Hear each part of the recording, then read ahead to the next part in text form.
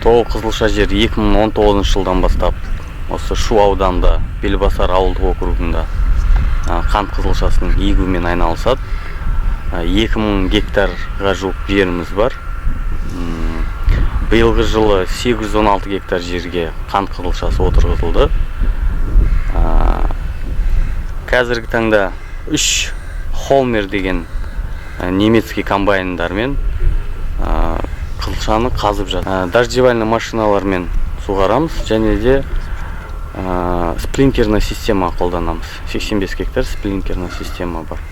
Осы 2019-дан бастап жыл сайын қосылып гектарлар көбейтіп, барлығын осыны су үнемдеу жүйесімен қолданамыз ғой.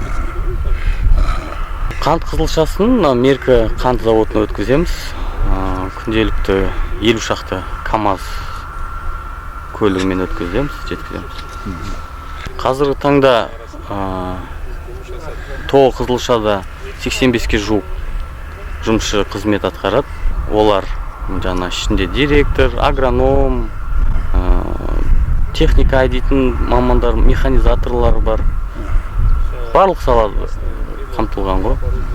Үстіміздегі жылы осы ауданымызда 1030 гектарға қант қызылшасы егілді. Бағана айтып кеттім. Бүгінгі күнге 662 гектар қант қызылшасы жиналып, 4404 тонна өнім Меркі қант зауытына өңдеуге өткізілуде. Орташа өнімділігі гектарына 770 центнерді құрап отыр. Осы қант қызылшасын өсіруге бағытталған қызылша жер жауапкершілігі шектеулі серіктестігі ауданымызда қант қызылшасын еккен шаруа қожалықтарымен бірлесіп шартқа отырып, осы қызылша тарапынан қаржыландырылып, бірлесіп жұмыстарын атқаруда. Осыған байланысты Шу ауданында қант қызылшасы дақылының жинау барысында, осы жұмыстар барысында ешқандай бізде проблемалық мәселелер туындап отқан жоқ. Қазіргі таңда жинау жұмыстары, өткізу жұмыстары барлығы жоспар бойынша жүргізілуде. Бізде округта қызылша жауапкершілігі шектеулі серіктестігі жұмыс істеп жатыр. Шаруашылықтың пайдалануында қазіргі таңда 2000 гектар егістік жер бар. Шаруашылық негізі бағыты қызылша өсірумен айналысады.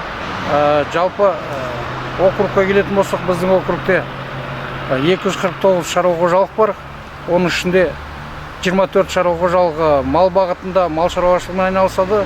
Басқа шаруашылықтар егін шаруашылығымен айналысады. Біздің ауылда 9 қызылша егумен айналысады. Негізі бағыты сол, және 9-мен бірге басқа да округтағы шаруа қожалықтар бірігіп, сол ТО-мен бірге қызылша егіп жатыр.